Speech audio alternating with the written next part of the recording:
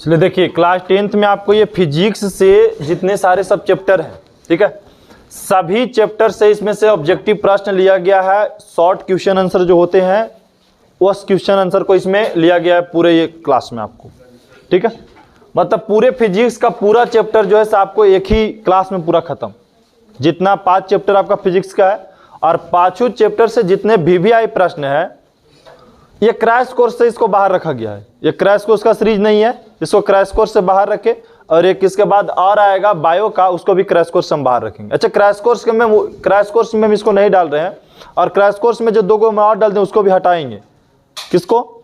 जो केमिस्ट्री का आ गया था 154 प्रश्न, 154 प्रश्न था केमिस्ट्री का, उसको भी क्रैश कोर्स से हटा के चलना है। इस किसके लिए चलना है? तो सर ये ऑब्जेक्टिव प्रश्न का डिस्कशन इसमें हम कर पाएंगे, ऑब्जेक्टिव पकड़। लेकिन क्रैश कोर्स में हम किसकी पकड़ कर रहे हैं? सब्जेक्टिव प्रश्न का पकड़ कर रहे हैं। इसमें ओनली फॉर किसका पकड़ करेंगे? ऑब्जेक्टिव का, ठीक है। और फिजिक्स का ये 5 चैप्टर है, 5 चैप्टर पूरा बढ़िया से 154 प्रश्न आप देख लीजिए, एक भी प्रश्न आपको छूटने वाला नहीं है। और सब प्रीवियस ईयर के देख करके, आने वाला एग्जाम को देख करके, और पीछे किस टाइप से प्रश्न पूछा जाना चाहिए था, ये सभी चीज देख करके इसमें क्वेश्चन को तैयार किया गया है। सबसे पहला जो क्वेश्चन है इसमें, हाँ, ये आपको PDF में ऐसा ही मिलेगा लोगो, ठीक है। ये PDF का लोगो है मेरा, एप्लीकेशन पर आप जाइएगा तो ये PDF का लोगो डाउनलोड भी वहां से आप कर सकते हैं। PDF आज से अवेलेबल हो गया है, ठीक है, संडे से ही PDF अवेलेबल। साइंस का पार्ट 1 है, फाइनल रिवीजन फिजिक्स का चल रहा है। यहां पे पहला क्वेश्चन आपका आ गया है कि सर प्रकाश के परावर्तन के कितने नियम होते हैं? तो प्रकाश के परावर्तन के 2 नियम। प्रकाश के अपवर्तन के कितने नियम होते हैं? तो प्रकाश के अपवर्तन के भी 2 नियम होते हैं। प्रकाश के अपवर्तन के भी कितना नियम? 2 नियम। प्रकाश के परावर्तन के नियम अनुसार आपतन कोण और परावर्तन कोण क्या होता है? हाँ, प्रकाश के किसके नियम के अनुसार? परावर्तन के नियम के अनुसार। क्योंकि प्रकाश के परावर्तन के 2 नियम है। प्रकाश के परावर्तन के 2 नियम, पहला क्वेश्चन। दूसरा क्वेश्चन कह रहा है कि सर प्रकाश के परावर्तन के नियम के अनुसार आपतन कोण और परावर्तन कोण क्या होते हैं? बराबर होते हैं। अब बताइए कि समतल दर्पण, दर्पण देखिए 2 प्रकार के होता है। कितना प्रकार के? 2 प्रकार के। एक समतल दर्पण, एक गोलीय दर्पण। दर्पण कई प्रकार के? एक समतल दर्पण और एक गोलीय दर्पण। गोलीय दर्पण कई प्रकार के? 2 प्रकार के। कौन कौन? अवतल दर्पण और उत्तल दर्पण। अब चलेंगे बात की सर समतल दर्पण द्वारा जो प्रतिबिंब बनता है, जो इमेज बनती है, वो किस टाइप के बनती है? आभासी और सीधा। तो पूछेगा कि बताइए कि समतल दर्पण में प्रतिबिंब कैसा बनता है? आभासी और सीधा। आभासी और सीधा किस दर्पण में बनेगा?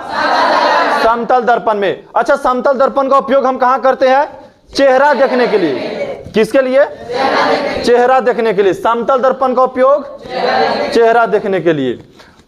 चौथा नंबर प्रश्न है, आधुनिक क्वांटम सिद्धांत के अनुसार प्रकाश को क्या कहते हैं? कण भी माना गया, तरंग भी माना गया। पहले प्रकाश को कण मानते थे कि प्रकाश कण के रूप में आगे बढ़ रही है। गेट लॉक करते हैं पीछे। तो प्रकाश जो है कण के रूप में चलती है, प्रकाश तरंग के रूप में भी चलती है। किसके रूप में? देखो अथी का आगे लगता है रे। तो कहीं बैठो, 4 और 5 यहाँ का अथी है। 5 गो तो एस्टिमेटेड है, एक बेंच पर 5 स्टूडेंट, 6 तक चलेगा, ठीक है। और संडे तो इसी बेंच खाली, मंडे के बेंच फुल होगा। आगे ध्यान दीजिए। तो कह रहा है कि आधुनिक क्वांटम सिद्धांत के आधार पर प्रकाश जो ऐसे कण के रूप में, तरंग के रूप में, दोनों रूप में चलती है। लेकिन प्रकाश किस रेखा में गमन करती है? सीधी रेखा में। प्रकाश की चाल हवा में, निर्वात में नहीं पूछे, निर्वात में 3 लाख किलोमीटर पर सेकेंड, हवा में 2,75,000, ठीक है। कांच में प्रकाश की चाल 2 लाख, पानी में 2,25,000। अगर पूछ जाए सर कि बताइए प्रकाश के चाल जो होता है, स्पीड होता है, सबसे कम किस में चलता है? कांच में चलता है। सबसे कम कांच में चलता है, सबसे ज्यादा निर्वात में। निर्वात में प्रकाश की चाल, कांच में प्रकाश की चाल। तो यहां से पूछ रहा है कि प्रकाश के जो गति है वो किस रूप में गमन करती है? तो कण के रूप में। और किसके आधार पे? आधुनिक क्वांटम सिद्धांत के आधार पे। आधुनिक क्वांटम सिद्धांत के आधार पे। यहां तक क्लियर है? चलिए, समतल दर्पण की वक्रता त्रिज्या यहाँ लिखल है, ठीक है, क्या लिखल है? हाँ, यहाँ ध्यान, गलत टाइप हो गया। समतल दर्पण की वक्रता त्रिज्या क्या होती है? समतल दर्पण की वक्रता त्रिज्या, एफ का फार्मूला r/2। एफ मतलब फोकस, आर मतलब वक्रता त्रिज्या। तो फोकस बराबर फार्मूला क्या होता है? त्रिज्या बटा 2, त्रिज्या बटा 2। एफ बराबर बोले तो r/2 शॉर्ट में। अब देखिए, प्रकाश के लिए विचलन कोण का मान होता है कितना? विचलन कोण का मान 180। यदि प्रकाश का आपतन कोण 90 डिग्री हो, यदि प्रकाश का आपतन कोण, तो प्रकाश के परावर्तन कोण के लिए विचलन कोण कितना होगा? 0 डिग्री। अगर पूछता सर कि यहाँ पे प्रकाश का आपतन कोण 90 डिग्री और परावर्तन कोण 90, क्योंकि दोनों बराबर होता है। आपतन कोण बराबर परावर्तन कोण प्रकाश के प्रथम नियम कहता है। प्रकाश के प्रथम नियम क्या कहता है? कि आपतन कोण बराबर परावर्तन कोण। तो यदि आपतन कोण सर 90 डिग्री होने वाला है तो परावर्तन कोण भी 90 डिग्री होगा। लेकिन यहां प्रश्न को चेंज किया गया, यदि प्रकाश का आपतन कोण 90 डिग्री हो तो प्रकाश के परावर्तन के लिए विचलन कोण क्या कितना हो जाएगा? 0 डिग्री हो जाएगा। नेक्स्ट प्रश्न, दूसरा पेज है 8 नंबर पे। किसी दर्पण की फोकस दूरी वक्रता त्रिज्या की क्या होती है? हाँ, फोकस दूरी वक्रता त्रिज्या की आधी होती है। बताइए, सोलर कुकर में किस दर्पण का उपयोग करेंगे? अवतल दर्पण में। सोलर कुकर का किस दर्पण में उपयोग करेंगे? अवतल दर्पण के। अच्छा, हजामत बनाने के लिए, दाढ़ी बनाने के लिए किस दर्पण के? अवतल दर्पण के। हजामत बनाने के लिए सैलून में कौन दर्पण लगा होता है? अवतल दर्पण। सैलून में अवतल दर्पण, सोलर कुकर में। और किस दर्पण का दृष्टि क्षेत्र बड़ा होता है? दृष्टि क्षेत्र समझते हैं, मतलब दूर के वस्तु देख सकता है कौन दर्पण, और नजदीक के वस्तु अवतल। एकदम उल्टा चलना, ठीक है। किस दर्पण की दृष्टि क्षेत्र बड़ा होता है? तो उत्तल दर्पण का। अगला प्रश्न कह रहा है कि प्रतिबिंब की ऊंचाई तथा वस्तु की ऊंचाई के अनुपात को क्या कहते हैं? हाँ, पूछा था सर कि आवर्धन का मतलब एम होता है, एम बराबर फार्मूला होता है V/U। हम ऐसे भी बोल सकते हैं कि सर आवर्धन का क्षमता का, अगर पूछता है कि आवर्धन आप किसे कहते हैं, तो प्रतिबिंब की ऊंचाई और वस्तु की ऊंचाई के अनुपात को हम क्या कहते हैं? आवर्धन कहते हैं। क्या कहते हैं? आवर्धन। यहां तक किसी का दिक्कत? सब प्रश्न ईजी है।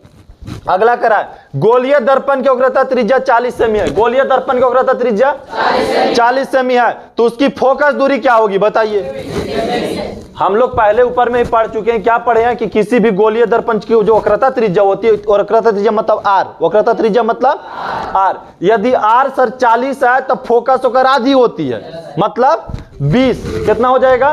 20 हो जाएगा। यहां से फार्मूला पर इसको अटैच कर लो पहले। आगे देखिए, एफ का फार्मूला क्या होता है? r/2।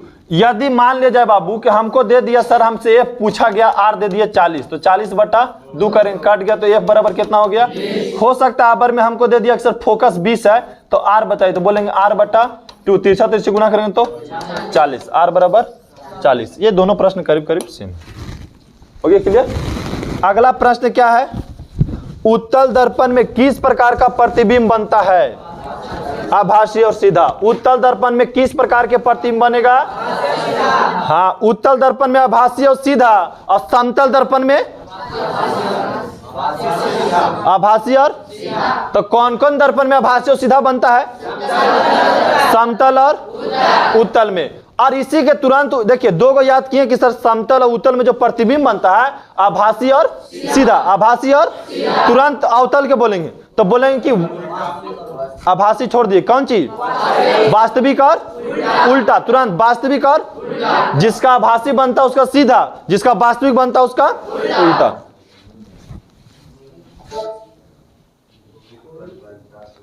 हाँ, एक बार उसमें अवतल में बनता है, अति काल्पनिक, लेकिन उरेस के उदाहरण में आएगा। ठीक है। दर्पण की चौड़ाई को, दर्पण को क्या कहते हैं? द्वारक कहते हैं। दर्पण की चौड़ाई को, दर्पण को क्या कहेंगे? द्वारक कहेंगे।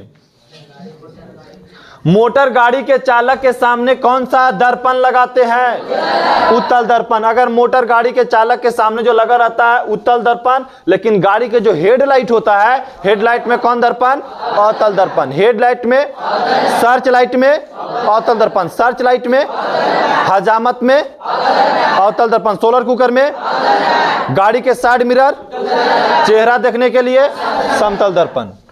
अगला आते हैं, प्रधान अक्ष के समांतर चलने वाली, प्रधान अक्ष के समांतर चलने वाली प्रकाश की किरणें अवतल दर्पण से परावर्तन के बाद मुख्य अक्ष के जिस बिंदु से गुजरते हैं उसे क्या कहते हैं? फिर से देखिए, प्रधान अक्ष के समांतर चलने वाली प्रकाश की किरणें अवतल दर्पण के परावर्तन के बाद जिस मुख्य अक्ष से गुजरते उस बिंदु को क्या बोलते हैं हम लोग? फोकस दूरी। कहने का मतलब है बाबू कि एक दर्पण, कोई भी दर्पण ले लीजिए। चलिए, दर्पण हो गया, दर्पण के रजित कर देना है। अवतल दर्पण बाहर की ओर रजित होगा, अंदर की ओर? बाहर की ओर रजित होगा। तो इसका परावर्तक सतह किधर होगा? अंदर की ओर। परावर्तक सतह अंदर की ओर। अब यहां से सर हम प्रकाश को टकराएंगे। प्रकाश को क्या करने वाले हैं हम? दर्पण पे मारे, ये टकराएगा और टकरावे के बाद यहां से निकलेगा, टकराएगा, यहां से निकलेगा, टकराएगा, यहां से निकलेगा। तो जिस बिंदु पर टकरा करके और मुख्य अक्ष के समांतर बिंदु पर मिल रहे उसी को क्या बोलते हैं हम लोग? फोकस। ठीक है, ये हो गया प्रधान अक्ष, काला वाला का हो गया प्रधान अक्ष। और ये इधर से मारे समांतर, कहीं प्रधान अक्ष पर जिस बिंदु पर जाके टकरा रही सर वो क्या कहला रहा है? फोकस कहला रहा है। क्या कहला रहा है? फोकस कहला रहा है। सूर्य से आने वाली प्रकाश पुंज कैसा होता है? जो सूर्य से आती है प्रकाश पुंज कैसा होता है? समांतर होती है। अब बताइए किरण पुंज कितना प्रकार के होता है? 3 प्रकार के। कौन कौन होता है? हाँ, अभिसारी किरण पुंज, अपसारी किरण पुंज और समांतर किरण पुंज। क्लियर है यहाँ तक? वास्तविक प्रतिबिंब की प्राकृतिक हमेशा कैसा होता है? वास्तविक हमेशा उल्टा, आभासी हमेशा, वास्तविक हमेशा और आभासी हमेशा सीधा होता है। अब देखिए, सिनेमा घर में आप जाते होंगे तो जो पर्दा लगा होता है उस पे कैसा प्रतिबिंब बनता है? वास्तविक प्रतिबिंब। यहां से क्वेश्चन करा कि सिनेमा के पर्दे पर किस प्रकार के प्रतिबिंब बनता है? वास्तविक प्रतिबिंब। जिस प्रतिबिंब को पर्दे पर उतारा जा सकता है उसे कौन सा प्रतिबिंब कहते हैं? प्रतिबिंब कई प्रकार के? 2 प्रकार के सर, वास्तविक और आभासी। आभासी का दूसरा नाम काल्पनिक होता है। किसी धातु को अवतल दर्पण के सामने कहां पे रखे कि प्रतिबिंब और वस्तु का आकार समान हो जाए? वक्रता केंद्र पे रखिए। अवतल दर्पण में वक्रता केंद्र पे रहेंगे। अगर मान ली कि यहाँ पे वक्रता केंद्र है, अगर यहाँ पे रखेंगे तो क्या हो जाएगा? समान हो जाएगा, बराबर हो जाएगा। प्रकाश के किस रंग के लिए तरंगदैर्घ्य अधिकतम होती है? पूछेगा कि लाल रंग का जो तरंगदैर्घ्य होता है सबसे अधिक होता है। लाल रंग का तरंगदैर्घ्य सबसे, चलिए ये है लाल, और लाल रंग का सर जो तरंगदैर्घ्य है वो अधिक होता है। क्या होता है? क्या अधिक होता है? और बैगनी का सबसे कम। किस रंग का तरंगदैर्घ्य सबसे कम होता है? बैगनी रंग का। यहीं से क्वेश्चन थोड़ा बदलते हैं, और बदलते हैं तो क्या बदलेंगे? देखिए सर, ये तो हो गया तरंगदैर्घ्य, ये क्या हो गया? बात करते हैं विचलन का। विचलन का किस रंग का? विचलन का। तो लाल रंग का विचलन क्या होता है? लाल रंग का विचलन कम होता है, और बैगनी रंग का विचलन अधिक होता है। बैगनी रंग का विचलन अधिक होता है। विचलन कम होता है, तरंगदैर्घ्य ज्यादा होता है लाल रंग के, इसीलिए इसको रेलवे सिंगल में उपयोग करते हैं। रेलवे सिंगल में, कौन सिंगल में? रेलवे सिंगल में उपयोग करते हैं। क्यों करते हैं? क्योंकि सर विचलन कम है, ये लाइट जब जलती है तो फैलती कम है और दूरी ज्यादा तय करती है, इसीलिए कौन सा उपयोग में करते हैं? रेलवे के सिंगल में। रेलवे के सिंगल में। बात करते हैं कि किस रंग का झुकाव सबसे कम है, तो बैगनी, लाल रंग का। किस रंग का झुकाव सबसे कम है? क्योंकि प्रिज्म जब ऐसे बनती है बाबू तो यहां से देखिए सबसे ऊपर लाल होता है, फिर धीरे धीरे झुकाव क्या होते चल जाती है? अधिक। सबसे नीचे कौन होता है? बैगनी। तो लाल रंग का तरंगदैर्घ्य का झुकाव, लाल रंग का झुकाव सबसे कम। सबसे ज्यादा झुकाव किस रंग का? बैगनी रंग का। आप जब देखेंगे प्रिज्म, तो प्रिज्म में सबसे नीचे का रंग जो ज्यादा झुका हुआ है, तो बैगनी रंग का झुकाव सबसे अधिक। बैगनी रंग का झुकाव सबसे, किस रंग का झुकाव कम? लाल रंग का है। तो क्लियर है?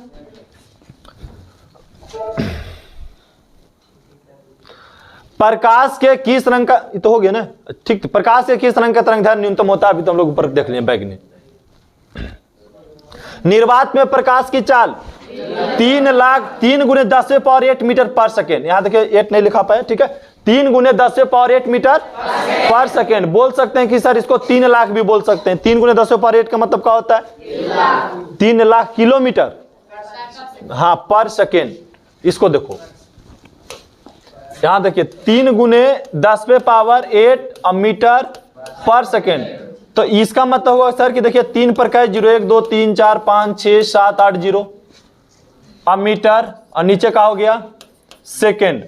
अगर चाहते हैं कि मीटर को हम क्या में बदल दे, किलोमीटर में, तो कितना से गुना करना होता है? 1000 से। कितना से? भागा 1000 से। तो अब कितना बच गया? 3 लाख बच गया। 3 लाख है ना जी, किलोमीटर हो गया मीटर से, और नीचे क्या बच गया सर? सेकेंड। तो यही बोलते हैं हम लोग 3 लाख किलोमीटर पर सेकेंड। और अगर मीटर के बात करें सर तो 3 × 10⁸ मीटर पर सेकेंड। श्वेत रंग कितने रंगों के मेल से बना होता है? 7 रंगों के मेल से। श्वेत रंग जो देखते हैं वो कितने रंगों से मेल से बना होता है? 7 रंगों के मेल से। किसी माध्यम के अपवर्तनांक का मान होता है sin I बटा sin R होता है, sin I बटा sin R। तालाब की तली कुछ ऊपर उठी हुई, तालाब की तली कुछ ऊपर उठी हुई प्रतीत होती है, किसके वजह से? प्रकाश के अपवर्तन के वजह से पेंसिल पानी में डालने के बाद मुड़ी हुई दिखाई देती है, टूटी हुई दिखाई देती है। पैसा जब डालते हैं पानी में तो सिक्का उठी हुई दिखाई देती है। सब किसके कारण? प्रकाश के अपवर्तन के कारण। लेंस की क्षमता कैसा है मात्रक? डायोप्टर। लेंस की क्षमता कैसा है मात्रक? और डायोप्टर को डी से प्रदर्शित करते हैं, किससे? क्रांति कोण सघन माध्यम में, क्रांति कोण सघन माध्यम में वह आपतन कोण है जिसके संगत विरल माध्यम में अपवर्तनांक कोण होता है 90 डिग्री। ठीक है, 90 डिग्री। किस कारण वायु का बुलबुला पानी के अंदर चमकता दिखाई देता है? पूर्ण आंतरिक परावर्तन के परावर्तन के कारण। पूर्ण आंतरिक परावर्तन के कारण जो पानी के अंदर बुलबुला होता है वो कैसा दिखाई देता है? चमकता हुआ। कैसा? हाँ, किस कारण वायु का बुलबुला पानी के अंदर चमकता दिखाई देता है? तो पूर्ण आंतरिक परावर्तन, पूर्ण आंतरिक परावर्तन के कारण। किस बीम का वास्तविक प्रतिबिंब समान आकार की प्राप्ति हेतु बीम को उत्तल लेंस के सामने कहां रखना चाहिए? किसी बीम का वास्तविक प्रतिबिंब समान आकार के बने। किस आकार के? जितना बड़ा है उतने बड़ा फोटो आप बनाना चाह रहे हैं तो उत्तल लेंस में कहां रखिएगा? वक्रता केंद्र पे रख दीजिए। जितना बड़ा रहेगा उतना ही बड़ा बन करके तैयार हो जाएगा। उत्तल लेंस को क्या कहते हैं? अभिसारी लेंस किसे कहते हैं?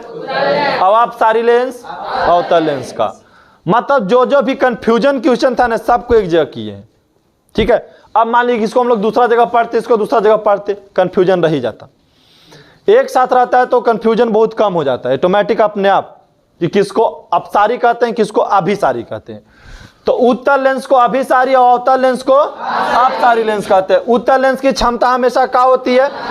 धनात्मक होती है। उत्तल लेंस की क्षमता हमेशा, और अवतल लेंस की क्षमता बस उल्टा। देखिए कंफ्यूजन लो, जितना भी क्वेश्चन सभी जगह एडजस्ट कर ले। उत्तल लेंस की फोकस दूरी धनात्मक होती है। उत्तल लेंस की फोकस दूरी, जब प्रकाश की विरल माध्यम से सघन माध्यम में प्रवेश करता है तो क्या होता है? अभिलंब की ओर दूर हट जाता है। अभिलंब से जब प्रकाश विरल माध्यम से, देखिए सघन माध्यम में प्रवेश करेगा, विरल माध्यम से, तब क्या होगा? अभिलंब से दूर हट जाएगा। लेकिन अगर हम सघन माध्यम से विरल माध्यम में जाएगा तो अभिलंब की ओर हो जाएगा। किसकी ओर? हाँ, ऑप्टिकल फाइब्रिक किस सिद्धांत पर कार्य करता है? पूर्ण आंतरिक परावर्तन। पूर्ण आंतरिक परावर्तन पे। हीरा का क्रांति कोण,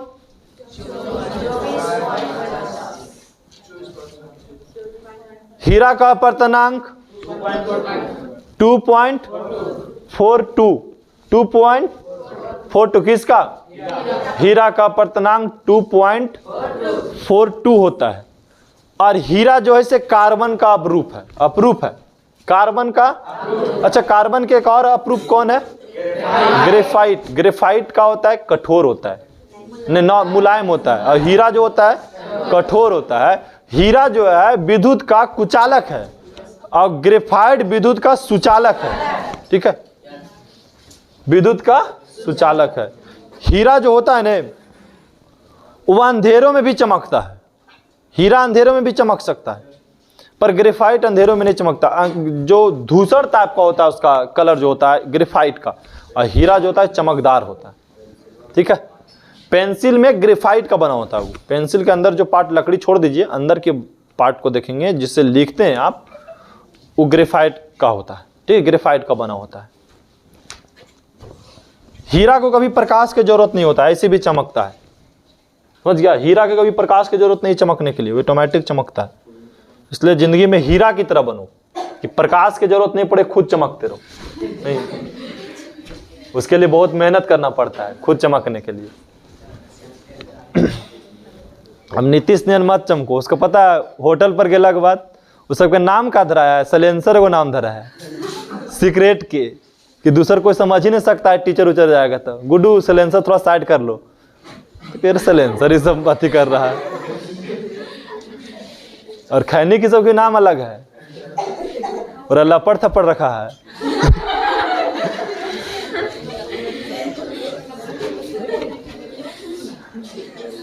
है ना नीतीश? वही ना है, नाम सही है ना? राकेश बताएगा, इसका दोस्त जो है ना, प्रिय दोस्त राकेश है, और दोनों एक ही साथ बैठता है। आएगा तो दोनों क्लास आएगा, नहीं आएगा तो नहीं आएगा। एग्जाम से सबको कोई मतलब नहीं है, सलेंसर लपड़ थप्पड़ खाली रहेगा चाहिए। सब कोड वर्ड में शुरू दिन बात किया, हमको तो समझ ही में नहीं आया कि क्या बोल रहा है। तो नहीं याद है? अब अभी तक तुम नहीं छोड़ा है खाने के लिए खैनी, छोड़ा है रे? एक आध दिन धरा गए तो बहुत पिटाएगा तू। बहुत खराब चीज होता है। अच्छा, खैनी में क्या पाया जाता है जी? वो कहेगा विटामिन पाया जाता है।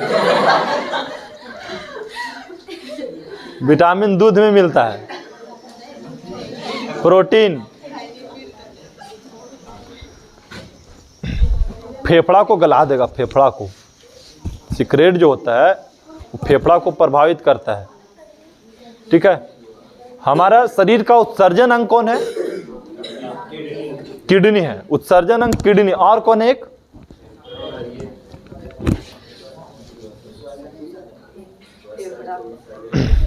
हाँ, श्वसन का उत्सर्जन अंग फेफड़े होता है।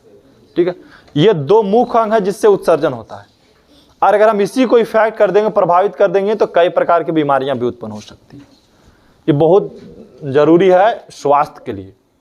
सिगरेट विगरेट से कुछ होता है ऐसे खास नहीं है, समझ गए?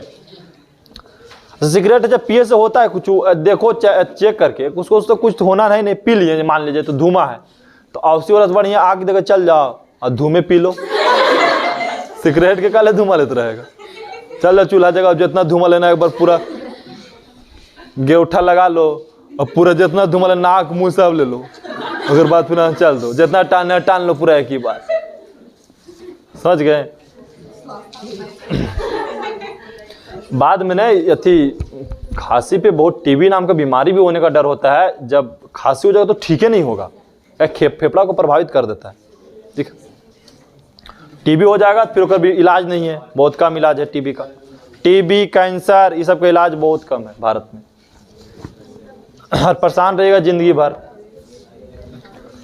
अगला क्वेश्चन है कि कांच से हवा में जाती हुई प्रकाश किरण का क्रांति कोण किस रंग के लिए न्यूनतम होता है? बैंगनी रंग के लिए। तरंगदैर्घ्य को बढ़ने के साथ अपवर्तनांक के मान का होता है? तरंगदैर्घ्य को मान बढ़ाइए तो अपवर्तनांक के मान का हो जाएगा? घट जाएगा। किस वस्तु को मनुष्य की आंख के रेटिना पर बना प्रतिबिंब, अच्छा किसी मनुष्य के, कोई मान ले हम लोग हैं, हमारा आंख में जो प्रतिबिंब बनता है किसी वस्तु का, वो कैसा बनता है? वास्तविक और उल्टा बनता है। अच्छा, वास्तविक और उल्टा किस दर्पण में बनता है? अवतल दर्पण में। किस दर्पण में? तो हाँ, बुलाना नहीं, तुरंत अभी बुला जाएगा फिर गड़बड़ हो जाएगा। समान व्यक्ति के लिए स्पष्ट न्यूनतम दूरी कितना होना चाहिए? 25 सेमी। और दूर पूछ दे तो अनंत। दूर जितना चलना है चलते रहिए। जब सूक्ष्मदर्शी की नली की लंबाई बढ़ाई जाए, सूक्ष्मदर्शी की जब नली की लंबाई बढ़ा दी जाए तो उसकी आवर्धन क्षमता ऑटोमेटिक का हो जाएगा, घट जाएगा। संयुक्त सूक्ष्मदर्शी द्वारा बनाया गया अंतिम काल्पनिक और उल्टा होता है। संयुक्त सूक्ष्मदर्शी द्वारा बनाया गया जो प्रतिबिंब होता है काल्पनिक और उल्टा होता है। द्वितीय अवतल लेंस को क्या कहते हैं हम? अपसारी लेंस कहते हैं। खगोलीय दूरबीन में कौन सा लेंस होता है? दो उत्तल लेंस। दो उत्तल लेंस। विरल माध्यम में प्रकाश की चाल, विरल माध्यम में प्रकाश की सघन माध्यम की अपेक्षा क्या होती है? अधिक होती है। किसी लेंस में बाहरी और उभरे दो गोलीय पृष्ठ को क्या कहते हैं? उत्तल लेंस कहते हैं।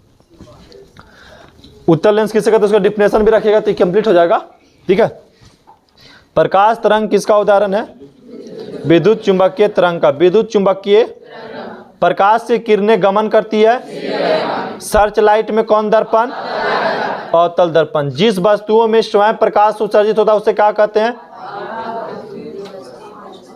क्या कहते हैं?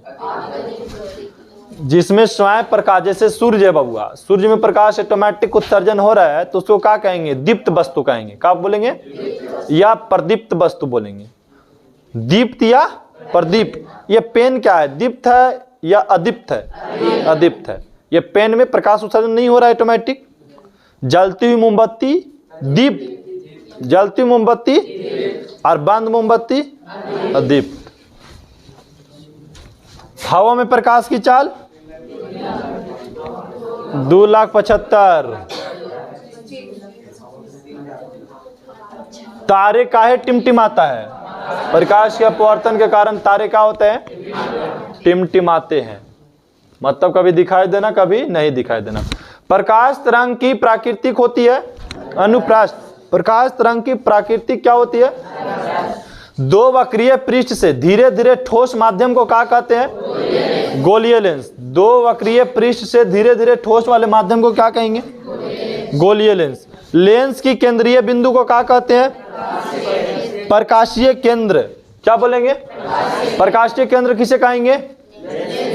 लेंस की केंद्रीय बिंदु को, लेंस की क्या कहेंगे? प्रकाशीय लेंस। मानव नेत्र में होता है उत्तल लेंस होता है। कहता है यदि मानव नेत्र की अभिनेत्र लेंस की फोकस दूरी को समायोजित करके विभिन्न दूरी पर रखी वस्तुओं को फोकसित कर सकता है। किसके कारण? असमंजन क्षमता के कारण। मानव नेत्र जिस भाग पर प्रतिबिंब बनाते हैं वो कहाँ होता है? हाँ, दृष्टि पटल पर हमारा प्रतिबिंब बनता है। किस पटल पे? दृष्टि पटल पर।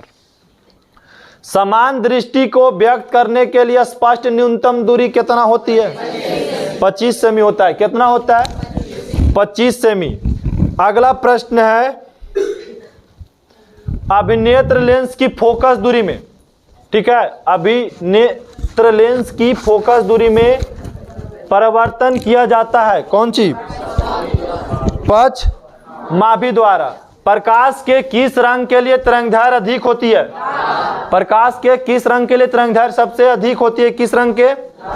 तो लाल रंग के। दूरदृष्टि आंखें साफ साफ देख सकती है दूर की वस्तुओं को। दूरदृष्टि आंखें जो होती है वो साफ साफ देख सकती है किसको? दूर की वस्तु को। नेत्र लेंस की संयोजन की क्रिया क्या कहलाती है? क्रिया किसके द्वारा होती है? सिलियरी मांसपेशियों के द्वारा। सिलियरी मांसपेशियों के द्वारा। अगला प्रश्न आ गया कि सामान्य नेत्र के रेटिना पर बनने वाला प्रतिबिंब क्या होता है? वास्तविक और उल्टा होता है। निकट निकट दृष्टि दोष वाले व्यक्ति को कौन सा चश्मा लगाना चाहिए? और दूर दृष्टि वाला के कौन सा चश्मा? उत्तल लेंस। अगर मान लिया जाए कि हो गया जरा दृष्टि दोष, अगर हो गया बिंदुकता दृष्टि दोष, बेलनाकार लेंस। रेटिना पर किसी वस्तु का उल्टा और वास्तविक प्रतिबिंब किसके द्वारा बनता है? अभिनेत्र लेंस के द्वारा। आगे 72 नंबर प्रश्न, टोटल 154 प्रश्न है। ठीक है, अभी आधा भी नहीं पहुंचे हैं और आज टोटल पूरा क्लियर करके छोड़ेंगे।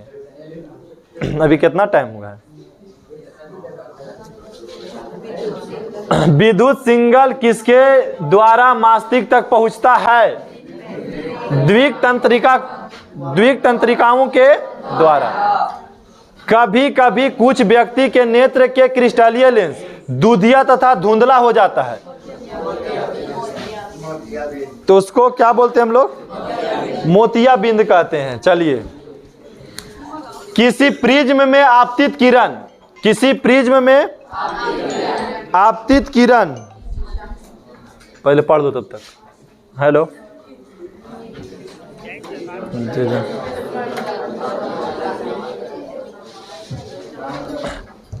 भेजिएगा बाहर। किसी प्रिज्म में आपतित किरण की दिशा और निर्गत किरण की दिशा के बीच का कोण को क्या कहते हैं? विचलन कोण कहते हैं। प्रिज्म से होकर गुजरने वाली 7 रंग, प्रिज्म से होकर गुजरने वाली 7 रंग एक पर्दा पर रंगों का बैंड बनता है, उसको क्या बोलते हैं? स्पेक्ट्रम कहते हैं। स्पेक्ट्रम के किस रंग में झुकाव सबसे अधिक होता है? बैगनी रंग में। किस रंग में?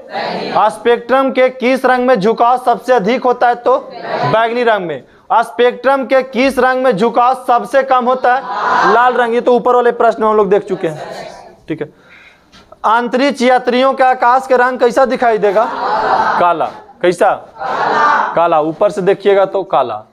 अंतरिक्ष मतलब कौन सा रंग खतरे का सिग्नल में उपयोग होता है? लाल रंग, बहुत डेंजर रंग होता है। नहीं, खगोलीय दूरदर्शी में अंतिम प्रतिबिंब होता है आभासी एवं उल्टा। एक साधारण प्रिज्म कितने सतहों से घिरा होता है? हाँ, प्रिज्म जानते हैं ना, प्रिज्म कैसे बनाए थे? कॉपी के बना के दिखाए थे आपको हम। ठीक है, तो प्रिज्म में 3 गो सतह आयताकार होता है, 2 गो सतह त्रिभुजाकार होता है। विरल माध्यम में प्रकाश की चाल सघन माध्यम से अधिक होती है। अब बिंदुकता के उपचार के लिए कौन सा लेंस उपयोग करेंगे? हाँ, अब बिंदुकता दृष्टि दोष के लिए बेलनाकार लेंस, और निकट दृष्टि दोष के लिए और दूर दृष्टि दोष के लिए अवतल लेंस, और जरा दृष्टि दोष के लिए बाइफोकल लेंस। दूर दृष्टि दोष के लिए उत्तल लेंस। ठीक है, और जरा दृष्टि दोष के लिए बाइफोकल लेंस। मनुष्य की आंखें वस्तु का प्रतिबिंब बनाती है रेटिना पर। नेत्र लेंस का व्यास लगभग 2.3 सेमी होती है। तेज प्रकाश में पुतली का आकार क्या होता है? हाँ, तेज प्रकाश में जाएंगे, लाइट एकदम ढेर सारा रहेगा तो पुतली का आकार क्या हो जाएगा? छोटा। अंधेरा में जैसे जाएंगे तो पुतली का आकार बड़ा। इसीलिए अंधेरा में जब हम जाते हैं तो कुछ देरी के बाद हमें वस्तुएं दिखाई शुरू होती है, और इंजोला में जाते हैं तभी अंधेरा में बैठे हुए हैं। तो तेज प्रकाश में पुतली का आकार क्या होता है? छोटा होता है। जैसे मान लीजिए हम बाहर धूप में है तो हमारा पुतली का आकार क्या हो गया? छोटा हो गया। जैसे ही अंधेरा में आएंगे तो वस्तु नहीं दिखाई देती है, फिर बाद में धीरे धीरे दिखाई देने लगती है, तो वही पुतली बड़ा छोटा होने में समय ले लेती है। समान नेत्र के लिए अधिकतम दूरी और न्यूनतम दूरी 25 सेमी। प्रकाश एक पतली झिल्ली से होकर नेत्र में प्रवेश करता है। इस झिल्ली को क्या कहते हैं? कॉर्निया। वास्तविक सूर्योदय सूर्यास्त मतलब सूर्यास्त और सूर्योदय सूर्यास्त के लगभग कितना मिनट का अंतर होता है? 2 मिनट का अंतर होता है। विद्युत आवेश का एसआई मात्रक एमीटर का प्रयोग किसके लिए? हाँ, ए मीटर का उपयोग करना है तो किसके लिए कीजिएगा आप वोल्ट मीटर का उपयोग किसके लिए विभवांतर के लिए। विभवांतर मापना है तो कौन चीज आप विद्युत धारा मापना है तो ए मीटर। जैसे विद्युत धारा मापना है तो कौन मीटर आप विभवांतर मापना है तो हाँ वोल्ट मीटर। अब वोल्ट मीटर किस क्रम में जुड़ता है और ए मीटर किस क्रम में श्रेणी क्रम में। सब क्वेश्चन आप कंप्लीट। अच्छा जैकेट से दिक्कत हो रहा है लो हटा दी। अब दिक्कत नहीं हो रहा है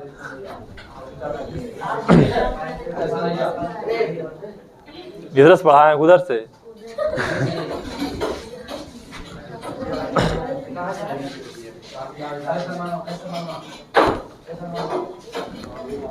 एक ए मीटर और एक वोल्ट मीटर। एक ए मीटर और एक वोल्ट मीटर में किसका प्रतिरोध ज्यादा होता है।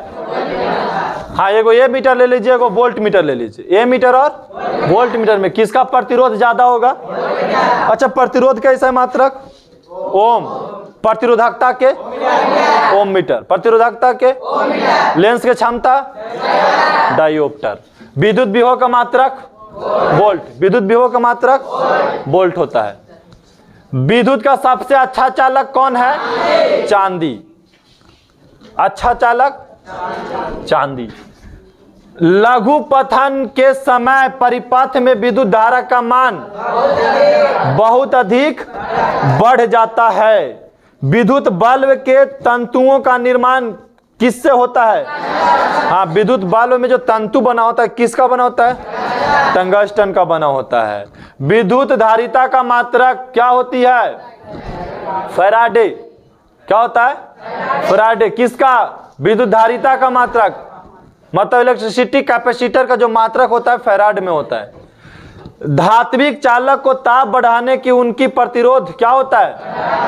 हाँ धात्विक चालक को यदि ताप बढ़ा देते हैं तो प्रतिरोध का मान क्या होता है बढ़ जाता है। विद्युत धारा का मात्रक विभवांतर किससे मापेंगे विद्युत धारा किससे मापेंगे ए मीटर से। विभवांतर किस क्रम में समांतर क्रम।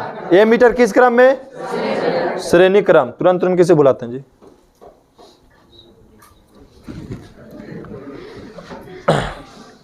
विद्युत हीटर में किस पदार्थ का उपयोग होता है। हाँ विद्युत हीटर में नाइक्रोम के तार का उपयोग करते हैं। किस तार के विशिष्ट प्रतिरोध। अब प्रतिरोधकता कैसे है मात्रक ओम मीटर। खाली प्रतिरोध के ओम। विद्युत आवेश को प्रवाह को क्या कहते हैं विद्युत आवेश को प्रवाह को विद्युत धारा कहते हैं। जिस विद्युत परिपथ में धारा दोनों दिशा में प्रवाहित होती उसे क्या कहते हैं। जिस विद्युत परिपथ में धारा दोनों दिशाओं में प्रवाहित होता है उसे बोलते हैं प्रतिवर्ती धारा एसी करंट अल्टरनेट करंट। प्रतिरोध का एसआई मात्रक क्या होता है एसआई तो एसएल लिखा गया एसएल कुछ गलत है टैप। इलेक्ट्रॉन पर आवेश होता है 1.6 गुने 10 पे पावर -19 कूलम। लंबाई बढ़ने पर ताप का प्रतिरोध ऑटोमेटिक बढ़ना शुरू कर देती है। टंगस्टन का गलनांक कितना होता है 3000 डिग्री सेल्सियस। इतना पर टंगस्टन गलना शुरू कर देगा। टंगस्टन के वाष्पीकरण को रोकने के लिए बल्ब में कौन सा गैस निष्क्रिय गैस भरते हैं। लघु पथन या शॉर्ट सर्किट से बचने के लिए विद्युत परिपथ में क्या जोड़ा जाता है फ्यूज जोड़ते हैं कि सर शॉर्ट सर्किट से बच जाएंगे। फ्यूज इसलिए घर में लगाते हैं कि शॉर्ट सर्किट होगा तो फ्यूजे उड़ जाएगा जिससे बड़ी हानि होने वाली बच सकता है। एम्पियर का प्रतिरोध बहुत कम और वोल्ट मीटर की थोड़ा अधिक। ठीक है ऊपर भी देखें। घरों में परिपथ के जो समूहील रहता है उस श्रेणी क्रम में रहता है समांतर क्रम में। किस क्रम में घर में जो वायरिंग करते हैं किस क्रम में और लरिया जो होता है शादी ब्याह वाला उस श्रेणी क्रम में। ठीक है जो टांगते हैं ऊपर दिवाली वाली में उस कौन क्रम श्रेणी क्रम। और घर में जो वायरिंग होता है समांतर क्रम में। मानव शरीर का प्रतिरोध 30,000 ओम है 30,000 ओम है। शक्ति का ऐसा मात्रक जूल बाई सेकेंड या वाट बाई सेकेंड। हीटर का तार होता है किसका? नाइक्रोम का होता है। हीटर का तार नाइक्रोम का। जिस विद्युत परिपथ में धारा एक ही दिशा में प्रवाहित होता है उसे क्या कहते हैं? और दोनों दिशा में प्रवाहित होता है उसको क्या कहते हैं? प्रतिवर्ती धारा कहते हैं। एक तार को खींच करके उसकी लंबाई दोगुना करने पर उसकी प्रतिरोध क्या हो जाएगा? 4 गुना हो जाता है प्रतिरोध। धातुओं के धारावाहक होते हैं मुक्त इलेक्ट्रॉन। क्या होते हैं? मुक्त इलेक्ट्रॉन। ओम के नियम में किसका मान अचर और नियत रहता है?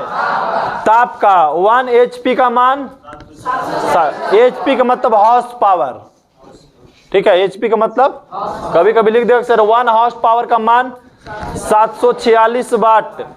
प्रेरकत्व का एसआई मात्रक, प्रेरकत्व का एसआई मात्रक हेनरी। विद्युत फ्यूज विद्युत धारा को किस प्रभाव पर कार्य करता है? ऊष्मीय प्रभाव पे। विद्युत धारा उत्पन्न करने की युक्ति को जनित्र कहते हैं। विद्युत धारा के चुंबकीय प्रभाव की खोज किसने किया था? आर्टेड, ठीक है। वहां गलत लिखा हो। एक गतिमान स्वतंत्र आवेश उत्पन्न करता है अस्थिर विद्युत क्षेत्र एवं चुंबकीय क्षेत्र में। स्थिर विद्युत क्षेत्र एवं चुंबकीय क्षेत्र में। अब आदर्श वोल्ट मीटर का प्रतिरोध क्या होता है? अनंत होता है। क्या होता है? अनंत होता है। समरूप वेग का चलायमान आवेश उत्पन्न करता है विद्युत चुंबकीय क्षेत्र। कौन? विद्युत चुंबकीय। डायनेमो किस सिद्धांत पर कार्य करती है? विद्युत चुंबकीय प्रेरण सिद्धांत पे। डायनेमो किस सिद्धांत पे कार्य करती है? तो विद्युत चुंबकीय प्रेरण के सिद्धांत पे। विद्युत परिपथ में किस बिंदु पर सभी धाराओं का बीजीय योग होता है? 0 पर। लॉरेंज बल की दिशा ज्ञात करने के नियम क्या है? फ्लेमिंग के बाएं हाथ का नियम। फ्लेमिंग के बाएं हाथ का नियम। हमारे घरों में जो बिजली आपूर्ति होती है उसमें कितना वोल्ट जाती है? 220 वोल्ट। हर्ट्ज एसी प्रतिवर्ती धारा। और हर्ट्ज के बात करें तो सर 50 हर्ट्ज। विद्युत मोटर परिवर्तित करता है विद्युत ऊर्जा को यांत्रिक ऊर्जा में। वरन की खोज किरण होगा, ठीक है। किरण की खोज किसने किया? फैराडे ने। विद्युत चुंबकीय बनाने के लिए प्रायः किस पदार्थ को छड़ का प्रयोग होता है? हाँ, विद्युत चुंबक बनाने के लिए नरम या मृदा लोहा, मरा हुआ लोहा का प्रयोग करते हैं। फ्लेमिंग का बामा हस्त नियम में अंगूठा क्या दर्शाता है? बल की दिशा को दर्शाता है। कौन सा बल के? और घर में जो बिजली जाती है 220 वोल्ट 50 हर्ट्ज। 220 वोल्ट 50 हर्ट्ज में पूछे तो सर 50 हर्ट्ज, और वोल्ट में पूछे तो 220 एसी की बात कर रहे हैं। किसी चुंबक के घर के चारों, किसी चुंबक के चारों ओर वह क्षेत्र जिसमें उसके बल का संसूचन किया जा सकता है उसे क्या कहते हैं? चुंबकीय क्षेत्र कहते हैं। चुंबकीय क्षेत्र एक ऐसा राशि है जिसे क्या बोला जाता है? परिणाम और दिशा दोनों होती है। परिणाम और दिशा दोनों होती है। चुंबक के भीतर चुंबकीय क्षेत्र रेखाओं की दिशा दक्षिण से, अच्छा, चुंबक स्वतंत्र चुंबक जो होता है उत्तर से दक्षिण की ओर लटकी होती है। उत्तर से दक्षिण की ओर। किसी विद्युत धारावाही सीधी लंबी परिनालिका के भीतर चुंबकीय क्षेत्र सभी बिंदुओं पर समान होता है। किसी विद्युत धारावाही सीधी लंबी परिनालिका के भीतर चुंबकीय क्षेत्र जो होता है सभी बिंदुओं पर क्या होती है? समान होती है। किसी वृत्ताकार कुंडली में फेरों की संख्या बढ़ा दिया जाए, कोई वृत्ताकार कुंडली उसमें फेरों की संख्या, तार की संख्या और बढ़ा दिया जाए तो विद्युत धारा, प्रवाह की धारा तो उत्पन्न होती है, जो चुंबकीय क्षेत्र का परिणाम भी ऑटोमेटिक क्या हो जाएंगे? बढ़ जाते हैं। जब विद्युत धारा किसी चालक से प्रवाहित हो रहा है, जब विद्युत धारा किसी चालक से क्या हो रहा है? प्रवाहित हो रहा है, तो दिन सूचक का दिन सूचक क्या होता है? पूरब की ओर विक्षेपित होती है, पूरब की ओर विक्षेपित होती है। यहाँ पे टाइपिंग में थोड़ा सा प्रॉब्लम किया, आगे देखिए। विद्युत धारा की परिणाम में वृद्धि होने पर, विद्युत धारा के परिणाम में वृद्धि होने पर किसी दिए गए बिंदु पर उत्पन्न चुंबकीय क्षेत्र के परिणाम में होता है, वृद्धि होते चले जाएगी। परमाणु बम किस आधार पर कार्य करती है? नाभिकीय विखंडन पर, नाभिकीय विखंडन पर। सूर्य में होने वाली अभिक्रिया को क्या कहते हैं? नाभिकीय संलयन कहते हैं, नाभिकीय। बायोगैस द्वारा मुख्य घटक क्या है? मीथेन। बायोगैस का मुख्य घटक मीथेन। जैव मात्र ऊर्जा का स्रोत है नवीकरणीय। नवीकरणीय में क्या हो गया? जैसे उसको रखा गया जो पुनः प्राप्त किया जा सकता है। सौर सेल से बनने के लिए किसका उपयोग? सौर सेल बनाने के लिए किसका उपयोग करेंगे? सिलिकॉन का उपयोग करते हैं। किसका? हमारे अधिकांश ऊर्जा स्रोत किससे प्राप्त होता है? सूर्य से प्राप्त होता है। ऊर्जा के नवीकरणीय स्रोत कोयला होता है। जल विद्युत ऊर्जा का एक कौन सा जल विद्युत ऊर्जा, पहले रुक जाओ। जल विद्युत ऊर्जा एक कैसा स्रोत है? तो नवीकरणीय। जल विद्युत ऊर्जा से किस प्रकार के स्रोत है? नवीकरणीय। सोलर ऊर्जा वाला जो है नवीकरणीय। जैव गैस जो है एक उत्तम ईंधन है। जैव गैस एक उत्तम ईंधन है। इसमें मीथेन होती है। कितना प्रतिशत? 75%। सौर सेल और सौर ऊर्जा किस ऊर्जा में रूपांतरित होती है? विद्युत ऊर्जा में। पवन के देश कहा जाता है? हाँ, डेनमार्क को पवन का देश कहा जाता है। बढ़ गया प्रश्न नहीं? अच्छा, बढ़ा होगा तो रात वाला 2-4 को प्रश्न दिए थे तो भी बढ़ सकता है इसमें। अब देखो कहाँ तक बढ़, 154 तक तो दिए थे, लेकिन कुछ और लगता है बढ़ गया है। हो सकता है हम लिखे में क्वेश्चन नंबर गलत अति कर दिए होंगे, क्वेश्चन नंबर लिखा गया होगा कम है मेरा से, और जब प्रिंट हो रहा होगा तो सीरीज ज़्यादा आ गया होगा, वो भी हो सकता है। लेकिन हम 154 ही प्रश्न तक ध्यान आपको दिए थे। जीवाश्म ईंधन ऊर्जा का कौन सा स्रोत है? अनवीकरणीय।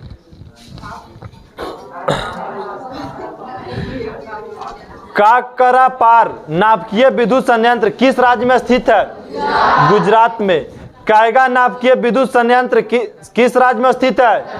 कर्नाटक में। अब जाइए download mobile app genius career point, YouTube channel पे भी जाइए तो जीनियस कैरियर पॉइंट। समझदार इंसान वे नहीं होते जो ईंट का जवाब पत्थर से देते हैं। समझदार इंसान वे होते हैं जो फेंके हुए ईंट को भी घर बना लेते हैं, आशियाना बना लेते हैं। आता है समझ में? समझदार इंसान वे नहीं होते, जैसे मान लीजिए कोई ईंट मार दिया तब पत्थर से उसको जवाब नहीं दीजिए, उसी ईंट को आप घर बना लीजिए। ठीक है? जो आपके ऊपर जिसे बुराई कर रहा है, आपको लग रहा है कि सर मैट्रिक में हम पढ़ रहे हैं और गांव घर में गए तो 2-4 को कोई क्वेश्चन पूछ दिया और काफी हमको डिमोटिवेट कर दिया। डिमोटिवेट बहुत बड़ा मुद्दा होता है हमारे स्टूडेंट लाइफ का। आप पढ़ रहे हैं और कोई बाय मिस्टेक वो क्वेश्चन पूछ दिया, आपको लगा कि नहीं बता सकता, सही में हम 10वां लायक नहीं अभी है, ऐसा महसूस फीलिंग आ जाएगा। तो उस फीलिंग को और जोश में बदल दीजिए। जितना लोग डिमोटिवेट करें ना, समझिए आप उससे और चार्ज होइए। ठीक है? जिंदगी में डिमोटिवेट करने वाला बहुत मिलते हैं, उससे और चार्ज होइए। वही कहता है कि जब समझदार इंसान वही होते हैं जो अगर पत्थर के जवाब ईंट से नहीं दे, या ईंट के जवाब पत्थर से नहीं दे करके उसी पत्थर को क्या कर ले? घर बना ले। ठीक है? तो वही कह रहा था कि समझदार इंसान वे नहीं होते हैं जो ईंट का जवाब पत्थर से देते हैं। समझदार इंसान वे होते हैं जो फेंकी हुई ईंट से भी आशियाना बना लेते हैं। मतलब आपकी गलतियों को बिना वरदान समझ करके और पॉजिटिव थिंकिंग सोच करके वो आगे बढ़ जाता है। और यहां तक टोटल प्रश्न हो गया कितना? 160 के लगभग। 160 प्रश्न एकदम क्लियर कर लेना, एक को प्रश्न नहीं छोड़ना। उसके बाद आई फिजिक्स का कोई भी सेट बनाइए, आपको एक भी प्रश्न नहीं छूटेगा। आप पूरा 3 को जो देख रहे हैं ना, 3 PDF हम बोले थे लाएंगे, एक बायो का, एक केमिस्ट्री का और एक फिजिक्स का, ऑब्जेक्टिव के लिए, साइंस के लिए हम। ठीक है? इस प्रकार से हम अथी पे भी काम हो रहा है, SST पे भी काम शुरू हो गया है। SST का भी बहुत जल्द आएगा, लेकिन आप पूरा रटते जाइए, हर चीज को रटिए, ज्यादा नहीं, समझिए, थिंकिंग कीजिए, बनाइए, घर में 1-2 बार देखिए इसको। जिससे ऑब्जेक्टिव भी क्लियर। और जो कल मंडे है, कल से आपका सिलेबस भी चेंज हो गया। टेस्ट सीरीज जो चलता था, जो ऑप्शन जिसमें होता था, जैसे इस प्रकार के ऑप्शन आपका इसमें, सर इसमें हम ऑप्शन दे रहे हैं, ऑप्शन हटा दिया गया है। ठीक है, कल से जो आपका टेस्ट स्टार्ट होगा विदाउट ऑप्शन। यदि आप पूरे मारे ने 30 दिन सेट चला आपका ऑप्शन के हिसाब से, मतलब 5 मॉडल सेट आप बना लिए हर चैप्टर का, हर चैप्टर नहीं हर सब्जेक्ट का 5 मॉडल सेट बनाए हैं। किसी में 100 प्रश्न, किसी में 80 प्रश्न का बनाए, 100 प्रश्न का बनाए। आप एक साइंस में मान लीजिए कि 80 प्रश्न आता है, तो 400 प्रश्न आप साइंस में बनाए हैं ऑप्शन वाले, 400 प्रश्न ऑप्शन वाले आप टेस्ट दिए हैं। अगर हम बात करते सर एसएसटी में भी तो 400 प्रश्न, मैथ में 500 प्रश्न, ऑब्जेक्टिव सब्जेक्टिव छोड़ देते हैं, सब्जेक्टिव की बात नहीं कर रहे हैं हम आज। उसके बाद हम करते हैं बात किसकी, संस्कृत में भी आप उसी प्रकार से 500 देखें, हिंदी में 500 देखें। ठीक है, मैथ में समय 500 देखें, जो 100 नंबर का हो तो उसमें 100 नंबर देखें। तो हम बहुत सारे प्रश्नों से गुजर चुके हैं। और फिर आपको हम वन लाइनर तैयार करने के लिए भी कहते कि सर घर में बैठिए, टाइम मिले तो वन लाइनर बनाइए। वन लाइनर से आपको बहुत सारी चीज क्लियर हो जाएगा जो कंफ्यूजन प्रश्न है। उसके बाद हम क्या लाए हैं, स्पेशल पूरा क्लास आएगा, एक बार फिजिक्स का, केमिस्ट्री बायो, इस प्रकार से हम स्पेशल लाते जाएंगे एग्जाम की दृष्टि से, VBI प्रश्न को लाएंगे हम यहाँ पे। उसके बाद कल से जो मेरा सीरीज स्टार्ट होगा, ऐसा सीरीज जो स्टार्ट होने वाला है, उसमें ऑप्शन को हटा दिया गया। अगर आप सेट मारे हैं, अगर आप घर में पढ़े हैं, अगर आप वन लाइनर बना करके आए हैं, तो कल से सेट में आप क्या करेंगे कि एक भी प्रश्न आपको नहीं छूटना चाहिए। अगर 50 प्रश्न का आपका प्रतिदिन टेस्ट होगा तो 50 प्रश्न में कम से कम आपको 40 नंबर आना चाहिए। ठीक है, विदाउट ऑप्शन के, और किसी से चोरी नहीं करना है, किसी से कोई सहायता नहीं करना है। बाकी ऑब्जेक्टिव अगर चाहते हैं, जिसके पास मोबाइल है एप्लीकेशन डाउनलोड कीजिए, कल से काम शुरू हो जाएगा ऑब्जेक्टिव पे भी। आप उसमें ऑब्जेक्टिव टेस्ट 25 को एवरी डे दे सकते हैं। ठीक है, एवरी डे उसमें रूटीन आ जाएगा, उसका एप्लीकेशन के स्पेशल एक रूटीन हम बनाएंगे, उसको डाल देंगे हम वीडियो बना करके, तो उसको देख लीजिएगा कि कहाँ पे जाकर के हम क्या चीज़ खोजना है। जैसे खोजने नहीं आएगा नया नया में, तो आप उसको खोज लेंगे जाकर के। 25 को आप ऑप्शन अगर चाहते हैं कि सर ऑप्शन वाइज हम दे, तो ऑप्शन वाइज आप दे सकते हैं जाकर के। 25 को प्रश्न, उस पर कौन सी MCQ जिसका रिजल्ट तुरंत हो जाएगा। और ये इसमें ऑप्शन हटा दिया कल से। ठीक है, क्योंकि ऑप्शन वाले हम लोग बहुत दिन देखिए, 1 महीना लगता है टेस्ट मारे ऑप्शन वाले। अब आप घर में पढ़े हैं कि नहीं पढ़े हैं, उसका जांचने का भी समय आ गया। और जब भी बनाइए क्लासरूम में तो कभी भी चोरी नहीं कीजिए। चोरी करके बनाइएगा तो किसको का लीजिएगा, हम लोग को कोई फायदा होने वाला नहीं। हम चाहते हैं कि हम कौन कौन सा तरीका अपनाएं कि जिससे आपको हर चीज याद हो जाए, हर क्वेश्चन को हम 10 बार देख लें। हम ये तरीका अपना रहे, आप चोरी करते जाइएगा तो हमारे तो हर तरीके फेल होते चल जाएगा। ठीक है, क्योंकि जब तक उत्साह और लगन से नहीं पढ़ेंगे तब तक तरीका सब फेल होते चला जाएगा। हम तरीका बहुत सारा लाएंगे। देखिए, लाने का हमको मजबूरी तक नहीं कि साइंस में लड़कन के क्वेश्चन नहीं छूटे, फिजिक्स में नहीं छूटे, केमिस्ट्री में नहीं छूटे, बायो में नहीं छूटे। अब सब्जेक्टिव पर तो देख ही रहे, काम हो ही रहा है इस कोर्स में। सब्जेक्टिव भी आप देखिए, कोई भी सेट बना करके देखिए कितना अटैच करता है, कितना टच करता है उसमें।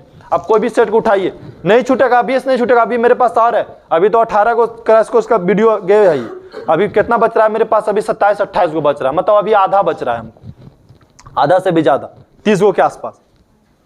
ठीक है, 28 से 27 को के आसपास बच रहा है मेरे पास। 27 दिन अभी और क्लास चलेगा आपका, 27 दिन और क्लास चलेगा। 13 फरवरी तक क्लास आपको चलने वाला है।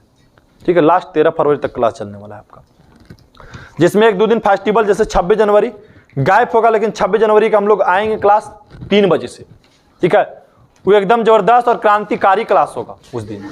ठीक है, हाँ, वो पूरा उमंग वाला क्लास होगा। 26 जनवरी को मना उना कर आराम से आना है, पहले झंडा उन्डा तोलन करने के बाद, और उसका एक अलग क्लास होगा 26 जनवरी का। समझ गए, वो क्रांति, उसका बैच उस दिन का नाम ही रहेगा क्रांतिकारी क्लास उसका। ठीक है, उसमें एकदम ऐसा ही क्वेश्चन रहेगा कि जो एग्जाम में जाकर के डायरेक्ट टच करे, उस टाइप का क्वेश्चन रहेगा, उसको एकदम डायरेक्ट देखना है। ठीक है, उसको AK-47 से एक बार उड़ाते रहिए। समझ गया, उस दिन क्लास नहीं मिस करना है। 3 बजे से क्लास लगभग स्टार्ट होगा या 2 बजे से स्टार्ट होगा, आपको उसका रूटीन जारी करेंगे, अभी उसके समय है, उसका भी दिया हुआ है सब। मतलब जितना आपको आवश्यकता है ना, उससे ज़्यादा हम लोग पैकेज दिए हुए हैं, तैयार करके हम लोग 3-3, 4-4 लड़का आपका पैकेज तैयार कर रहा है। फिजिक्स का अलग लड़का तैयार कर रहा है, केमिस्ट्री का अलग तैयार कर रहा है, बायो का अलग, मतलब सब काम डिपार्टमेंट बांट दिए हैं अब आप लोग के लिए। ठीक है, बाकी क्वेश्चन हमको छाटना, लेकिन टाइपिंग हमको करने का समय नहीं मिलता है, क्योंकि हम यहाँ से खुद जाते हैं 6 बजे, कभी कभी हम 7 बजे क्लास से जाते हैं, घर जाते हैं तो 8 बज जाता है हमको, कभी कभी ये 7, 7:30 तो कंपलसरी बजता है, 6:30 एवरीडे बजता है। मतलब कोई ऐसा दिन है जो हम 6:30 से पहले घर चल जाते हैं, तो हमको टाइप करने का मौका नहीं मिलता, लेकिन हम क्वेश्चन को सब गैसिंग करके और दे देते हैं। बाकी वो टाइपिंग को भी करके डिजाइनिस्ट सब उसी सब करना होता है कि कौन डिजाइन डालना है, कैसे करना है, कि कंफर्टेबल लगे, सुंदर लगे देखे में। बाकी पीडीएफ भी आपको अवेलेबल, जैसे चाहिए सर पीडीएफ निकाल लीजिए तो उसी एप्लीकेशन में जाइएगा, जीनियस करियर पॉइंट के एप्लीकेशन में जाइए और वहाँ से पीडीएफ डाउनलोड कर लीजिए, आपको फ्री में पीडीएफ अवेलेबल हो जाएगा।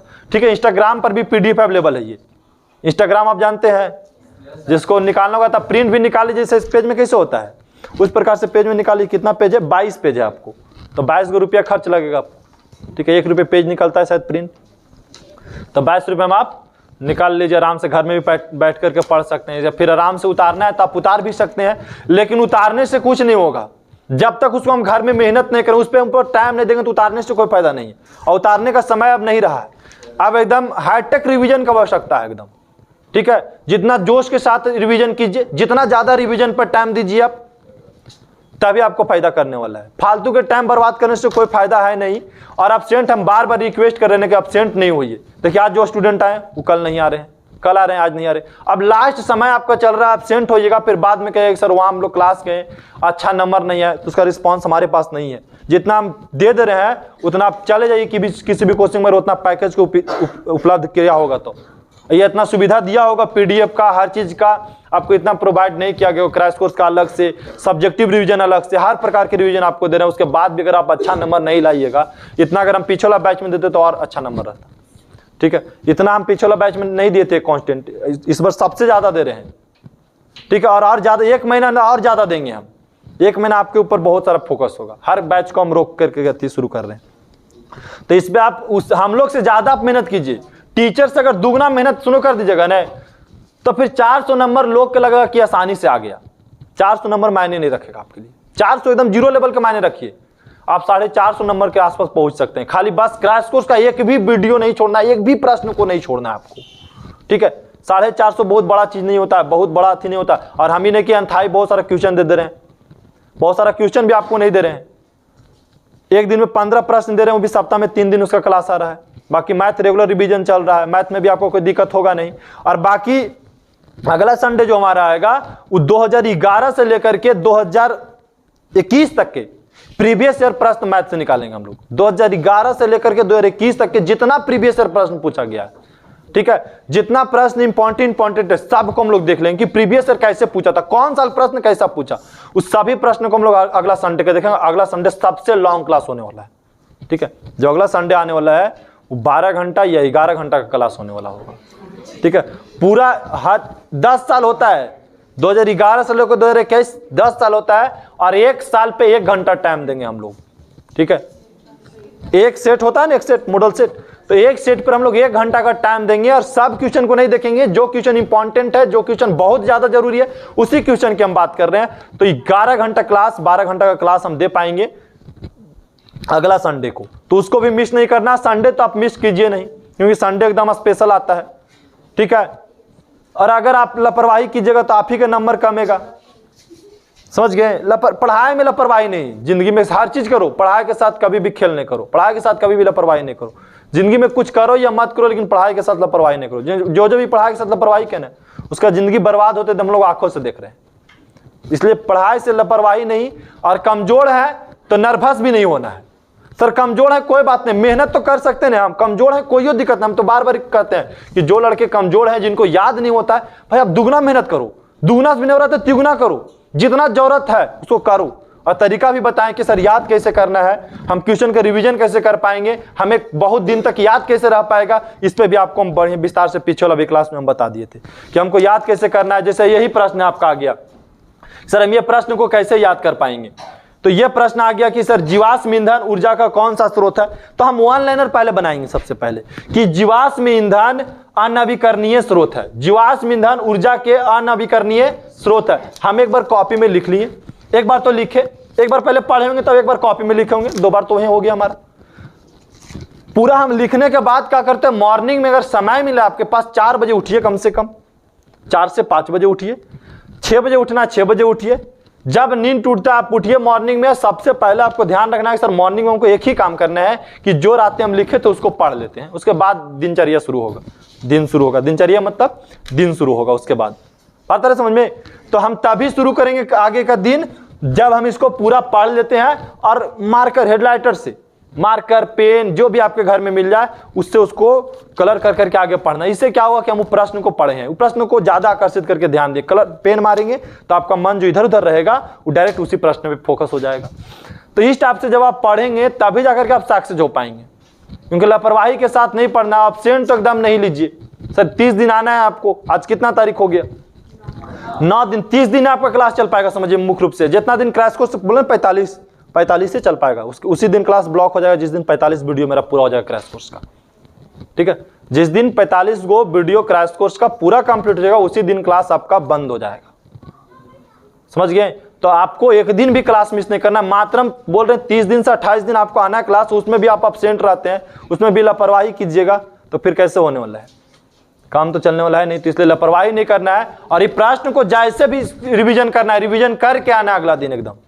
ठीक है, एक को प्रश्न के नहीं छोड़ना है, जहां भी प्रश्न का सबका एकदम नोट करते जाइए। गैस पेपर इसीलिए तो आपको गैस पेपर हम लेने के लिए नहीं कहेंगे, गैस पेपर की कोई जरूरत नहीं है। फालतू में पैसा मत बर्बाद कीजिए, पैसा बचाइए और समय को उस पर खर्च कीजिए। ठीक है, यहां पे ला करके समय खाली दीजिए। गैस पेपर ले लीजिएगा, रखल रहेगा घर में, क्या फायदा होगा। गैस पेपर में बहुत सारा गलती भी मिलेगा, लेकिन यहाँ पे एक भी गलती आपको नहीं मिलेगा। एक आगो रेयर केस ऐसा हो गया हम लोग से मिस्टेक, टाइपिंग वाला से तो बात अलग है, लेकिन ऐसे गलती आपको नहीं मिल पाएगा। टाइपिंग वाला से मिस हो सकता है, अगर टाइपिंग वाला से मिस होता है फिर हम लोग यहाँ सुधार लेंगे। ठीक है, हम लोग से मिस होगा तो क्लास में तो हर चीज़ का सुविधा आती है, ऑटोमेटिक कोई ना कोई जानता है उसका आंसर, वहाँ से सुधार जाता है। तो क्लास में जो क्वेश्चन आ जाती है वो कन्फ्यूजन भी बहुत कम होती है। तो क्लास का क्वेश्चन पे ज़्यादा ध्यान दीजिए, मॉडल और उस पर फोकस नहीं कीजिए। और कल से आपका ऐसा सीरीज जो बताएं से बदल गया है, 50 क्वेश्चन सब्जेक्टिव है और सब्जेक्टिव आपको बना करके लाना है एवरीडे। ठीक है, यहीं पे आपको 50 क्वेश्चन 50 मिनट, 50 क्वेश्चन के लिए 50 मिनट आपको समय मिलेगा प्रतिदिन, जो विदाउट ऑप्शन हो गए। जैसे फिजिक्स में एक बार हम दिए थे विदाउट ऑप्शन, ठीक है, उसी टाइप का प्रश्न आने वाला है फिर से दोबारा।